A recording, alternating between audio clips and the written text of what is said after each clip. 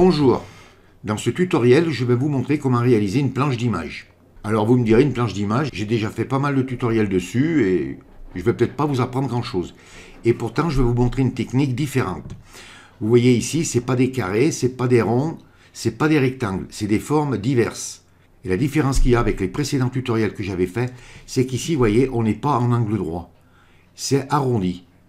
Et ça, pour mettre l'arrondi sur la forme, eh ben, je suis certain, si vous êtes honnête, il n'y en a pas beaucoup qui savent comment il faut s'y prendre. Si je vous demande de faire une forme comme ça et d'arrondir, eh ben, il y en a beaucoup qui n'y arriveront pas. Alors, c'est pas la peine d'essayer avec, par exemple, les outils vectoriels, ça ne fonctionnera pas. Alors bien sûr, si vous faites un rectangle avec les outils vectoriels, vous pourrez arrondir les angles. Parce que vous avez l'outil pour les arrondir, mais il faudra que ce soit un rectangle ou un carré. Mais dans des formes comme ça, avec les outils vectoriels, vous n'y arriverez pas. C'est un tutoriel qui est simple, mais qui va vous faire découvrir des fonctions que vous ne connaissez peut-être pas. Et c'est comme ça qu'on évolue dans Photoshop.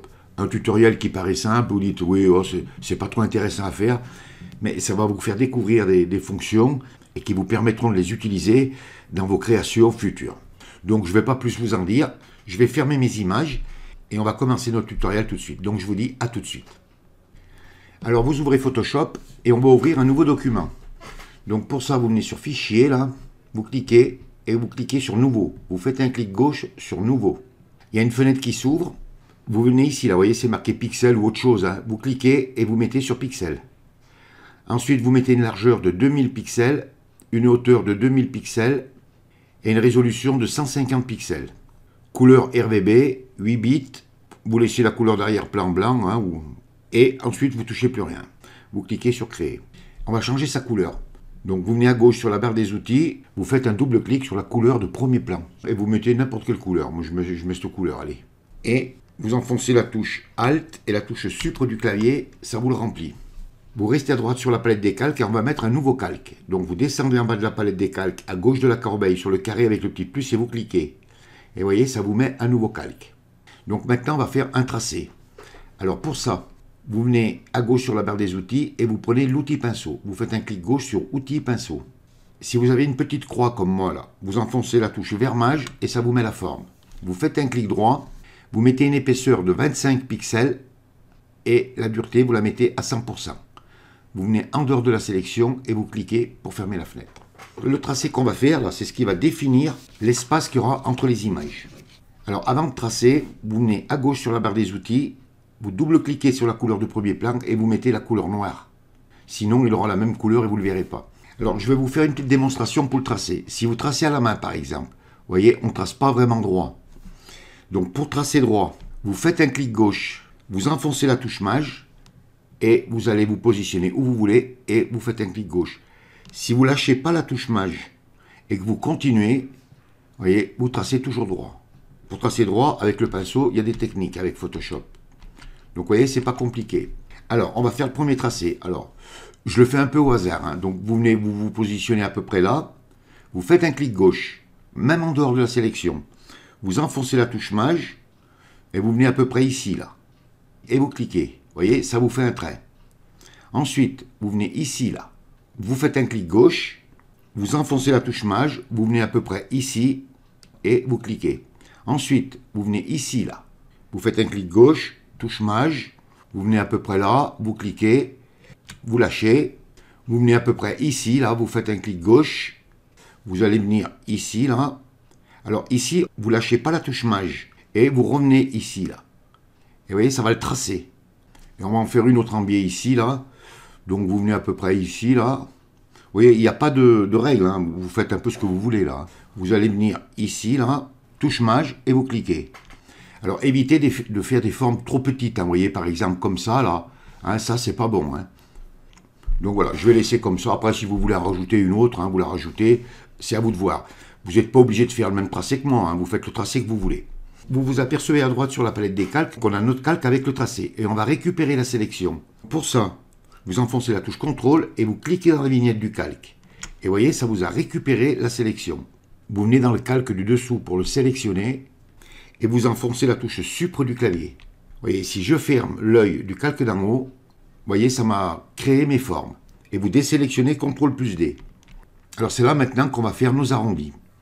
Alors vous prenez votre outil de déplacement raccourci clavier V, vous venez à droite sur la palette des calques, vous activez le calque avec toutes les formes là. Vous venez à gauche sur la barre des outils et vous prenez l'outil baguette magique. Vous faites un clic gauche sur outil baguette magique. Alors ce que je vais faire, je vais en faire 2 avec vous et après moi je ferai le reste. Donc vous cliquez sur une forme, n'importe laquelle, vous voyez, ça vous la sélectionne. Alors maintenant, comment faire les angles arrondis? Eh bien c'est là où il faut connaître la technique. Vous venez sur sélection, vous cliquez et vous venez sur modifier. Et ici vous venez sur lisser.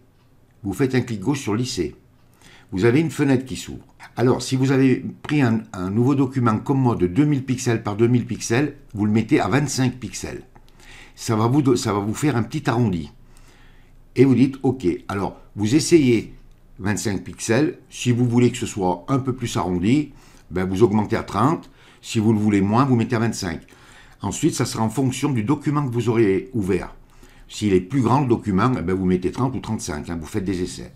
Et vous dites OK. Vous voyez là, il ne se passe rien là, on ne voit rien là. Mais si vous regardez la sélection, elle s'est mise en arrondi. Alors maintenant, il va falloir le dupliquer lui. Mais on ne le duplique pas CTRL-J. Vous faites un clic droit dans la sélection, ça vous ouvre une fenêtre. Et vous venez ici là, sur calque par copier. Vous faites un clic gauche sur calque par copier. Et vous voyez à droite sur la palette des calques, le calque c'est copier. Alors maintenant, je vais vous montrer comment mettre l'image.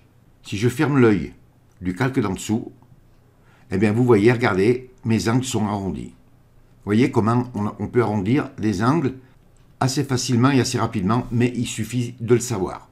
Donc ensuite, une fois que vous avez dupliqué votre image là, vous reprenez votre outil de déplacement raccourci clavier V et vous allez importer une image.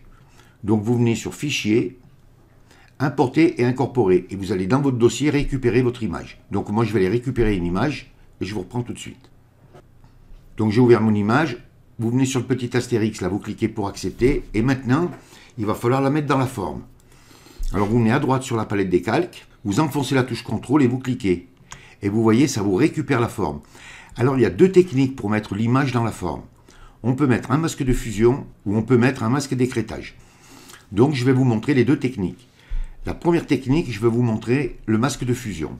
Une fois que vous avez récupéré la sélection, vous venez à droite sur la palette des calques et vous activez le calque de votre image. Vous descendez en bas de la palette des calques à droite de FX sur le rectangle avec le petit point noir et vous cliquez. Et vous voyez, ça vous a mis l'image dedans. Mais, contrairement au masque d'écrêtage, si je la bouge, mon image, vous voyez, je vais bouger mon image coupée. Donc je vais la remettre à sa place. Pour bouger l'image complète, vous venez à droite sur la palette des calques, vous cliquez sur le petit chaînon là, vous l'enlevez et vous activez l'image de la photo. Vous voyez, ça vous met la sélection autour et là vous allez pouvoir réduire votre image. Donc vous réduisez votre image et vous la rentrez dans votre forme. Alors vous faites attention que ça remplisse bien quand même. Hein. Voilà, à peu près comme ça. Voilà. Alors ça fait un petit peu de rose là. Mais c'est normal, hein, c'est le calque d'en dessous là. Si je ferme l'œil, vous voyez, on ne le voit plus. Hein. Donc vous voyez, j'ai mis ma première image. Donc vous avez vu avec le masque de fusion comment il faut faire. Maintenant je vais en faire une deuxième et je mettrai un masque d'écrêtage. Donc vous choisirez la méthode. Donc comme tout à l'heure, vous venez à droite sur la palette des calques, vous activez le calque d'en bas de la pile, donc le calque de toutes vos formes. Vous prenez votre baguette magique, raccourci clavier W, vous cliquez sur une forme, moi je vais cliquer sur celle-là, vous venez sur sélection, vous cliquez, modifier, lisser, et vous cliquez sur lisser. Vous mettez donc le rayon à 25 et vous dites OK. Vous faites un clic droit et vous venez sur calque par copier. N'oubliez pas de le faire ça. Hein. Et vous cliquez. Vous voyez, ça vous le duplique et ça vous le sélectionne. Vous allez récupérer votre seconde image. Donc vous venez sur Fichier, Importer et incorporer. Et vous allez chercher votre seconde image. Donc je vais aller chercher une autre image. Moi. Voilà. J'ai pris n'importe quoi comme image. Hein. C'est juste pour le tutoriel. Hein. Alors voilà, ça vous permet de voir un peu le travail que je fais là. Ça, c'est moi qui le fais. Donc, vous revenez à droite sur la palette des calques. Et là, on va mettre un masque d'écrêtage. Vous enfoncez la touche Alt et voyez, ça vous fait un petit carré avec une flèche qui montre vers le bas. Et vous cliquez. Et voyez, l'image s'est mise à l'intérieur. Vous récupérez l'outil de sélection raccourci clavier V. Et là, voyez, vous pouvez bouger votre image comme vous voulez. Voilà, j'ai mis cette image, ça fera plaisir à mon beau-frère. Voilà, et vous positionnez votre image à votre choix. Et touche entrée du clavier pour accepter. Donc vous avez vu, vous avez 2 techniques pour mettre les photos dans les formes. vous choisissez la méthode la plus simple. Alors moi, je vous conseille, si vous êtes débutant, utilisez le masque d'écrêtage, c'est ce qui est le plus simple. Alors vous inquiétez pas, ensuite je vous montrerai comment mettre la couleur entre. Donc vous avez vu comment il faut faire. Je vais en faire un autre avec vous, je vais vous décomposer correctement comment il faut faire, et puis ensuite moi je terminerai et je vous reprendrai quand j'aurai fini. Donc vous prenez la baguette magique, raccourci clavier W. Vous activez bien à droite sur la palette des calques, le calque de vos formes. Vous venez sur votre image et vous sélectionnez une forme. Ensuite vous venez sur sélection,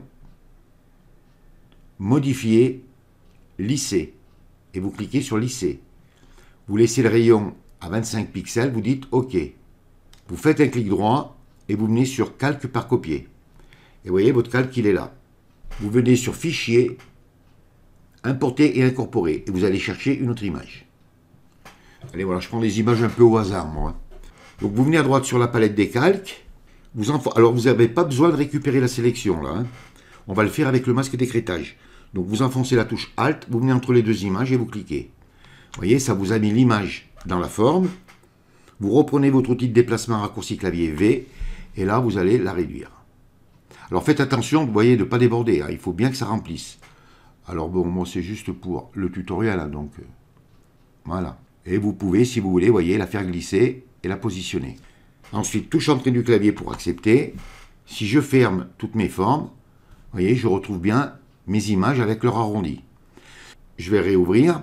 Maintenant, je vais mettre des images à toutes les formes et je vous reprends quand j'ai terminé. Je vous reprendrai pour la dernière. Donc, je vous dis à tout de suite. Bon, bien voilà, je vais mettre ma dernière image. Donc, je vais la mettre avec vous. Donc, je viens à droite, j'active toutes mes formes. W pour prendre la baguette magique. Je sélectionne ma dernière forme. Je viens sur sélection, modifier, lisser. 25 pixels, OK, clic droit, calque par copier, vous voyez mon calque s'est mis là, et je vais aller chercher ma dernière image. Donc vous venez sur fichier, importer et incorporer, et vous allez chercher votre dernière image. Voilà, j'ai récupéré ma dernière image, donc vous l'amenez là, vous venez à droite sur la palette des calques, vous enfoncez la touche Alt, vous venez entre les deux calques et vous cliquez. Alors ça peut vous arriver, vous voyez, ça m'a fait sauter le masque d'écrêtage de l'image d'à côté. Donc vous faites un retour arrière CTRL Z, vous voyez, ça vous la remet. Vous promenez là, vous cliquez et vous recommencez. Vous voyez, si ça vous arrive, hein, vous affolez pas. Touche V du clavier pour prendre votre outil de sélection et puis vous agrandissez votre image. Alors bon, moi j'ai pas choisi une très bonne image pour ici, mais bon, c'est juste pour le tutoriel. Hein. Après vous, bien sûr, vous mettrez les images de votre choix. Hein. Voilà, donc une fois que vous avez terminé, que vous avez mis toutes vos images, vous venez à droite sur la palette des calques, et le calque de toutes les formes, vous fermez l'œil. Vous voyez, ça disparaît, et on voit bien les arrondis là. Vous restez à droite sur la palette des calques, vous activez le calque d'en bas de la pile, vous venez sur le rond à moitié rempli, et vous cliquez. Et on va mettre un calque de remplissage couleur unie. Donc vous cliquez, vous venez sur couleur unie, et puis là, vous choisissez la couleur que vous voulez. Bon, je vais mettre une couleur jaune, hein, c'est... Vous voyez, et voilà. Alors donc... Ensuite, si vous voulez par exemple changer la couleur, eh bien, vous double-cliquez sur le carré de couleur là.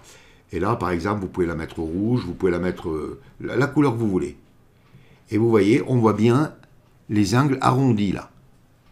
C'est ce qui est intéressant dans cet effet. Voilà, une fois que vous avez trouvé par exemple la couleur que vous voulez, je vais le remettre dans des tons comme ça. Ouais. Moi, je vais le laisser comme ça, allez. Voilà, je vais le laisser dans ces tons, vous dites OK.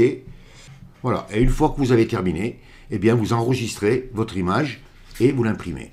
Et comme ça, vous pouvez, si vous voulez, changer la couleur de votre arrière-plan comme vous voulez. Vous voyez, c'est pas très compliqué à faire. C'est long, mais le résultat est intéressant. Vous voyez, c'est un résultat intéressant et surtout, c'est ce côté bord arrondi.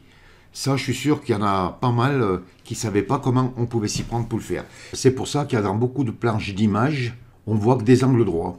Et bon, c'est joli, mais avec des angles arrondis, c'est pas mal aussi. Mais il fallait connaître la technique pour le faire. Et bien voilà, utilisez bien tous les outils et réalisez de belles planches. Ce tutoriel est terminé. Si vous avez aimé, vous cliquez sur j'aime. Si vous avez des questions, n'hésitez pas à me les poser. Abonnez-vous à ma chaîne, ça me fera plaisir. Merci et à bientôt pour un nouveau tutoriel.